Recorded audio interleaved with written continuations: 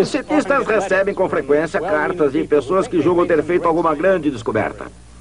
Geralmente essas cartas afirmam que os prótons são marrons, ou então que a teoria da relatividade é um equívoco. Muitas vezes tentamos respondê-las, dizendo gentilmente que, apesar de tudo, influíram muito na ciência. Podemos, no entanto, inquirir sobre o que constituiria realmente uma grande descoberta científica. Que tipo de fenômeno despertaria a atenção dos cientistas? Vamos dar um exemplo. Existem certas constantes fundamentais da natureza. Existe, por exemplo, G, a constante universal da gravitação, igual a 6,7 vezes 10 a menos 8 dinas vezes centímetros ao quadrado por grama ao quadrado.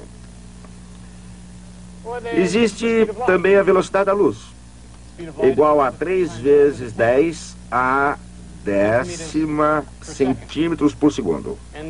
Existe a carga elétrica do elétron, a unidade fundamental de carga elétrica, 4,7 vezes 10 a menos 10 unidades eletrostáticas de carga. Essas e outras quantidades realmente definem a natureza do mundo. Se alguma dessas quantidades fosse diferente do que ela é, o mundo seria completamente diferente. Contudo, ainda não sabemos por que qualquer uma dessas quantidades possui seu valor próprio.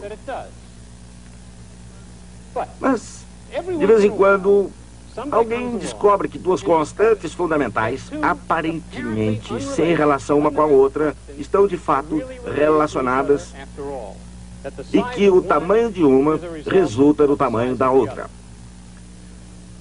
Sempre que isso acontece, dois campos da física antes não relacionados são reunidos numa mesma história. Isso é sempre uma grande descoberta. É sobre uma dessas descobertas que gostaria de lhes falar hoje.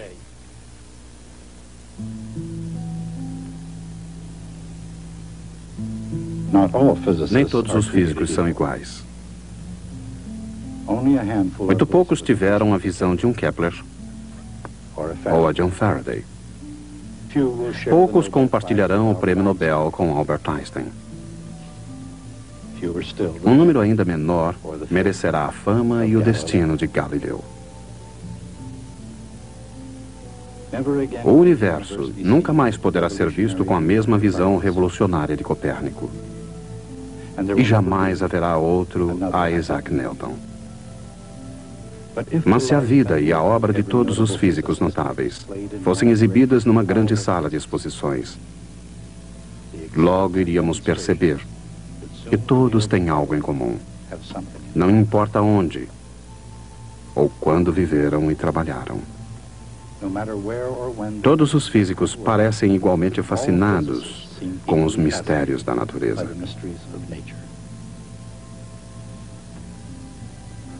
Consideremos, por exemplo, a misteriosa natureza da luz. A própria ideia de luz, especialmente a velocidade da luz, tem sido tão difícil de compreender quanto a inimaginável vastidão do universo. Em termos cósmicos, o Sol, uma estrela bastante comum, está relativamente próximo. Sua luz alcança a Terra em poucos minutos. Mas do espaço mais profundo, a luz viaja através de distâncias tão imensas que sua trajetória não é medida em minutos ou horas, mas em anos-luz.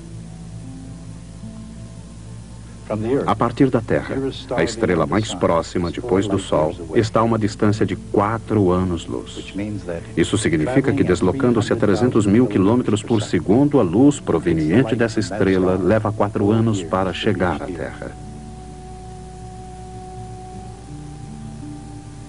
Durante muito tempo, aqui na Terra, o mais difícil em relação à velocidade da luz era encontrar uma maneira precisa de medi-la.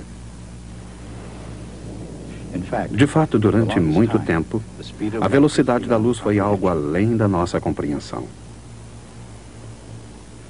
Imaginava-se que a luz fosse um fenômeno que se deslocasse instantaneamente, da fonte até o observador. Mas algumas pessoas começaram a suspeitar que isso podia ocorrer de outra maneira. Em 1675, Olaus Rømer, um astrônomo dinamarquês do Observatório Real de Paris, observou um aparente atraso nos eclipses dos satélites de Júpiter e utilizou esses dados para calcular a velocidade da luz. Em 1849, Armand Fizeau utilizou uma roda giratória para medir a velocidade da luz. Essas medições foram feitas tanto no ar como na água. Em 1850, outro físico francês, Jean Foucault, fez mais ou menos a mesma coisa.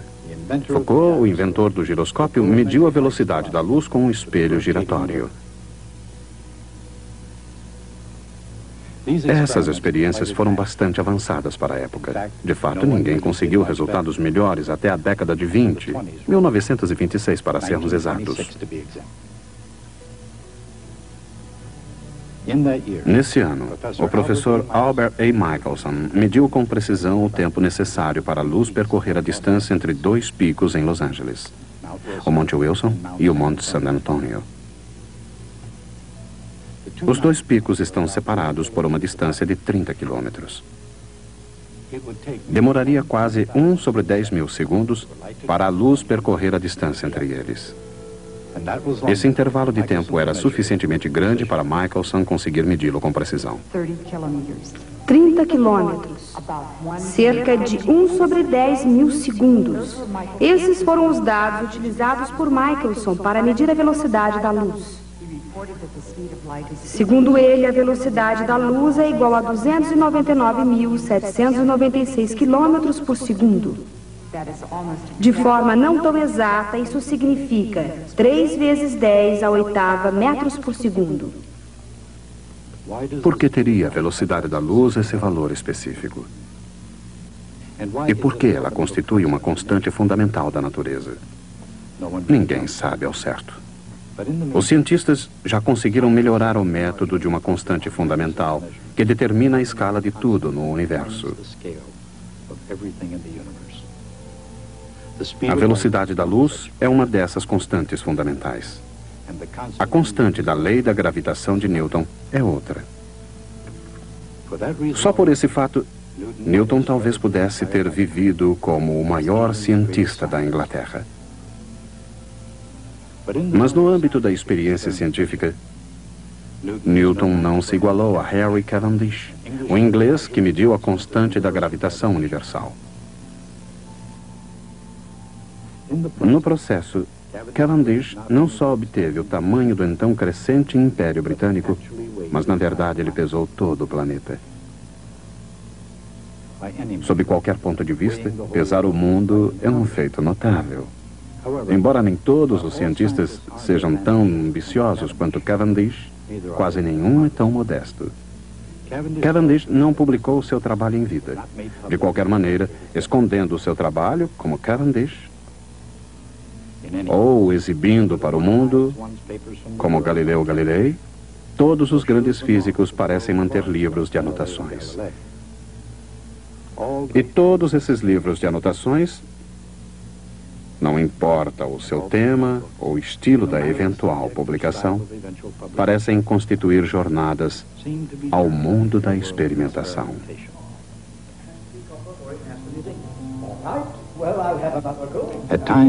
O trabalho num laboratório de pesquisas pode parecer monótono, e às vezes é exatamente isso. Contudo, é aqui que a física do universo se desenrola de forma sistemática. Sob esse ponto de vista, um laboratório comum pode ser visto como um lugar mágico, cortando o espaço quase com a velocidade que nos é possível imaginar. Que outra coisa é mais mágica que a luz?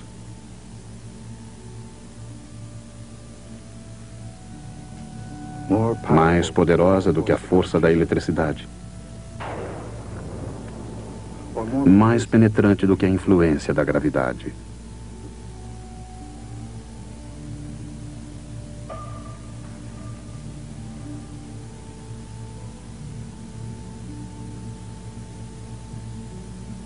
Eletricidade e gravidade.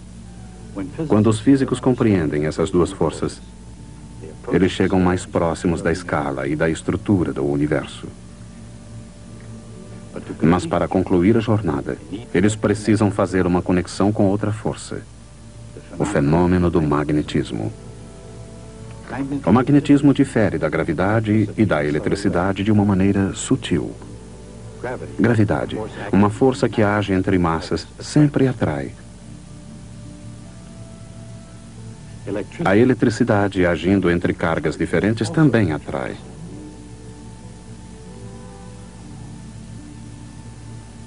Agindo entre cargas semelhantes, irá repelir.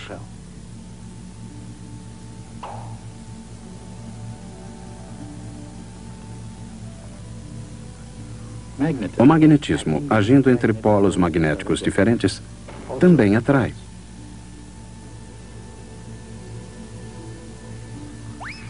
Entre polos magnéticos semelhantes, repele.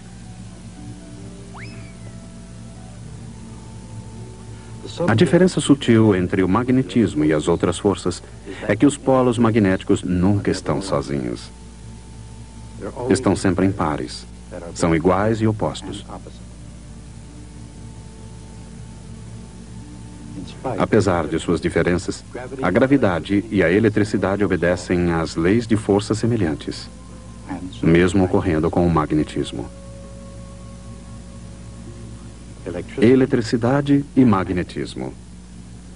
A conexão entre essas forças foi feita no campo da física. A descoberta da conexão entre eletricidade e magnetismo foi feita em 1820 por Hans Christian Ørsted. Segundo a lenda, Ørsted fez sua descoberta durante uma palestra e uma demonstração, por acaso. Mas algumas pessoas não acreditam que descobertas científicas possam ocorrer por acaso. Por isso, existe outra teoria. Segundo essa outra teoria, a descoberta ocorreu deliberadamente durante a palestra, para que ninguém pudesse pensar que ela havia ocorrido por acidente. De qualquer maneira, gostaria de lhes mostrar como deve ter sido essa demonstração. Para lhes mostrar, montamos um equipamento semelhante ao utilizado por Ørsted. Agora usemos a nossa imaginação. Estamos em 1820 em Copenhague.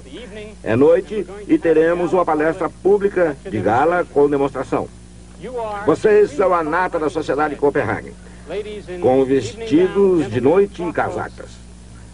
Eu sou Hans Christian Ørsted, um pensador brilhante, mas desajeitado e muito míope.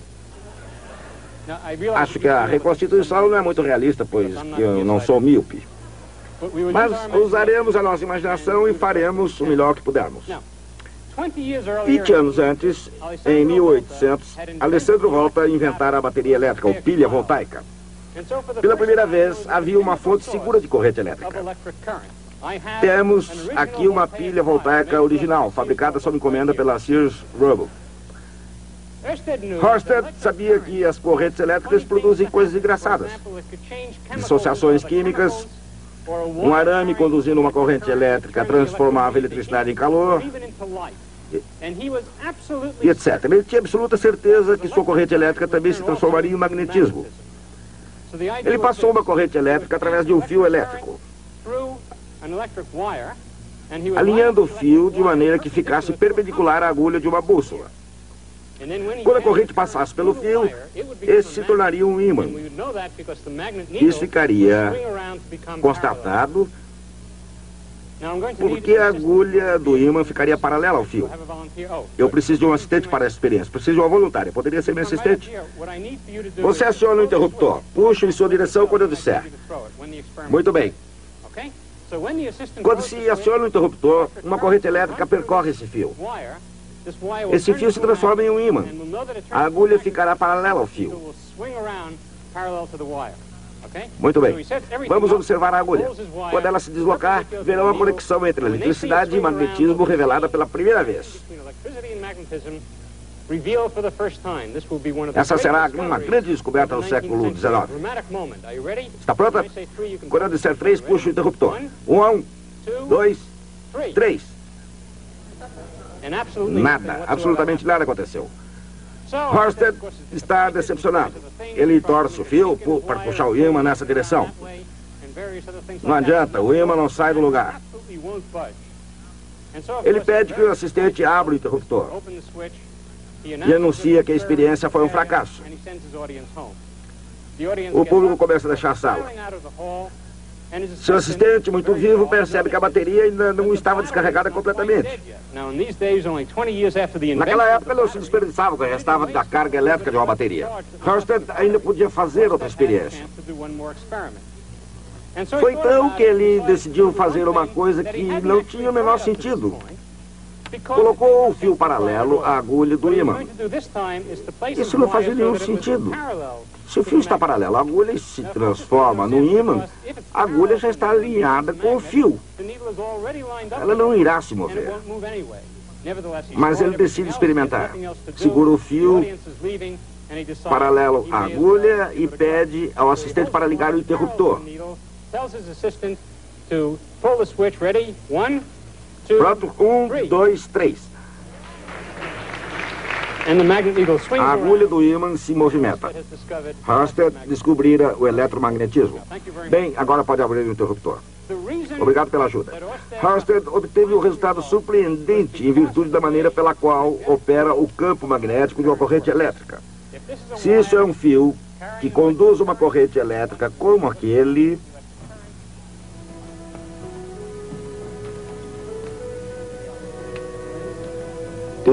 Será que isso realmente aconteceu assim? Ninguém sabe com certeza. O que o público viu, ou o público deixou de ver. Através dos anos foram registrados os mais diversos relatos desse incidente. O fato é que a descoberta de Oersted foi um golpe de gênio. Uma descoberta que eletrizou as mais refinadas mentes científicas do século XIX e que originou um trabalho intelectual que durou 50 anos. Mas por quê? Uma bateria, uma bússola e um pequeno pedaço de fio. É óbvio que não foi uma questão de equipamento, e sim do conceito fundamental por trás da experiência. Um conceito tão poderoso que, ao ser finalmente compreendido, teve o poder de relacionar a eletricidade comum às mais extraordinárias luzes do universo, as estrelas.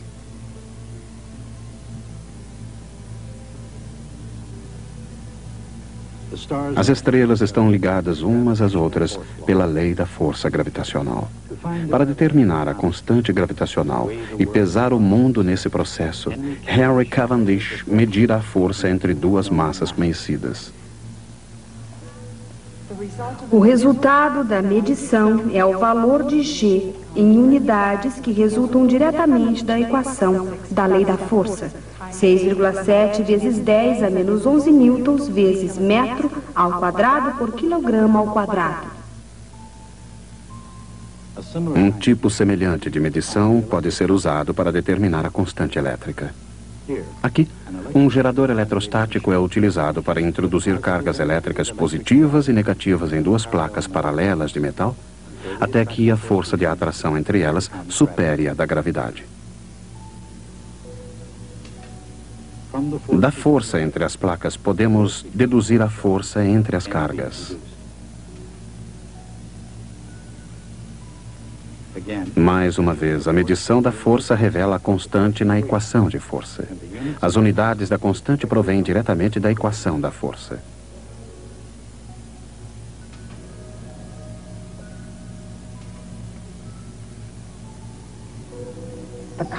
A constante é igual a 9 vezes 10 a nona newtons vezes metro ao quadrado por coulomb ao quadrado.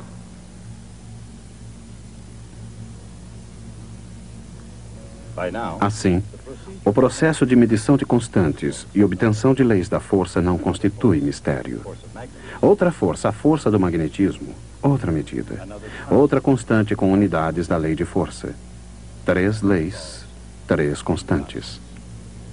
Mesmo assim, o ponto alto da grande descoberta de Oersted é que o magnetismo e a eletricidade não estão separados. A constante magnética deve ser encontrada na força entre as correntes elétricas. Quando a corrente elétrica flui através de barras de metal, a força magnética entre elas é suficiente para atraí-las. Aqui não existem polos magnéticos. A força é proporcional às duas correntes medidas em amperes ou coulombs por segundo.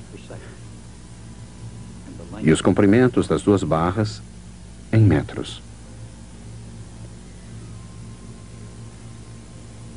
O resultado da medição da constante magnética é 1 vezes 10 a menos 7 newtons vezes segundos ao quadrado por coulomb ao quadrado.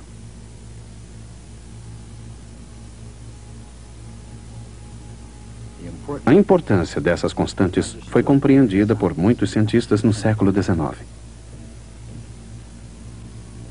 Mas apenas James Clerk Maxwell, 50 anos após a descoberta de Oersted, finalmente compreendeu seu significado. A força elétrica e a força magnética não são forças fundamentais independentes na natureza. Estão relacionadas uma com a outra. Portanto, as constantes também devem estar de alguma forma relacionadas. Mas como? A razão K, índice E dividido por K, índice N, deve ter unidade dimensional metros ao quadrado por segundos ao quadrado. Em outras palavras, o quadrado de uma velocidade. Mas que velocidade? Seu quadrado é 9 vezes 10 a 16 metros ao quadrado por segundos ao quadrado. Dividindo-se a constante elétrica pela constante magnética, obtemos um resultado que é a velocidade da luz.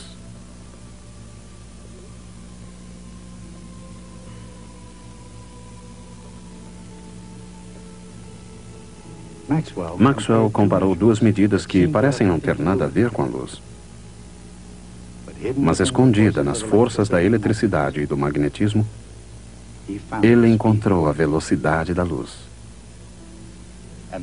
Essa descoberta inspiraria Maxwell a desenvolver uma teoria combinada que unificou os conceitos de eletricidade, magnetismo e luz. Sem a descoberta de Maxwell, as percepções do mundo seriam incrivelmente diferentes. E o mesmo aconteceria com as do universo. Ouvi um amigo meu, um homem muito ilustre, defender com eloquência a pesquisa científica pura. Para ele, a pesquisa pura, em oposição à pesquisa aplicada, tem certas finalidades.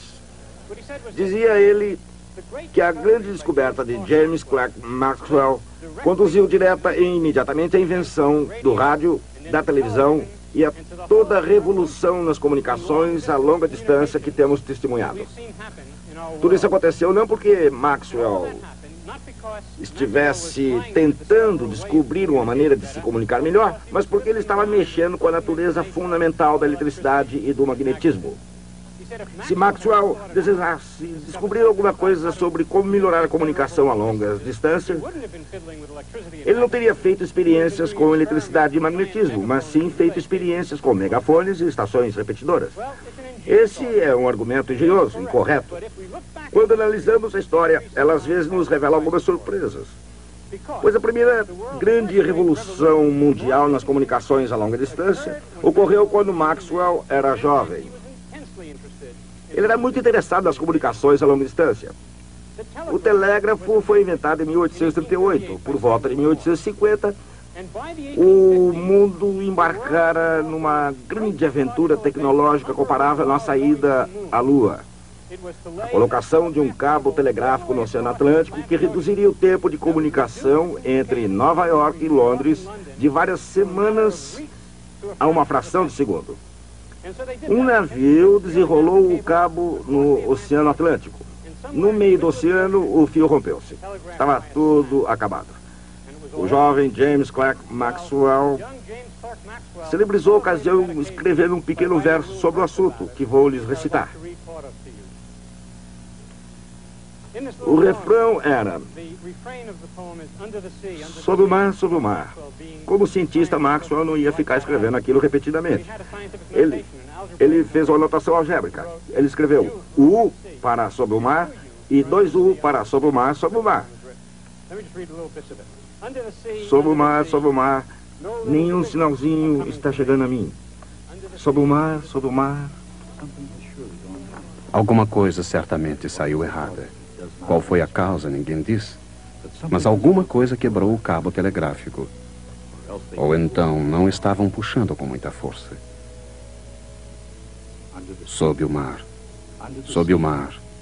Tantos quilômetros de comprimento. Como podem ter estragado um material tão durável? Uma linha de arame, elástica e resistente. Tão forte na água salgada. Sob o mar, haverá muitos fios dentro de pouco tempo. Vão desenrolar um novo cabo e tentar novamente. E decidir nosso comércio de algodão e trigo com uma linha que jamais vai dar problema.